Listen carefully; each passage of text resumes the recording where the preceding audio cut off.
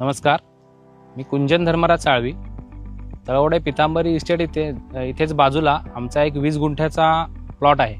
तिथे आम्ही पपईचं पीक घेतो. हे पपई आम्ही लोकल मार्केटमध्ये पाचल, राजापूर, लांजा या ठिकाणी विक्री करतो. यातून आम्हाला चांगला नफाही चांगला मिळतो. पूर्वी तळवड्यामध्ये माकडं किंवा वानर असे काही दिसत नव्हते, पण गेल्याच महिन्यामध्ये आमच्या शेजारच्या एका कलिंगड प्लॉटमध्ये माकडांनी खूप नासधूस केली आणि हातातोंडाशी आलेला घास जवळून हिरावून घेतला असं ते झालं. रवी सरांना ती नासधूस अशी पाहवली नाही आणि त्यांनी लगेच आपल्या R&D टीमला कामाला लावलं.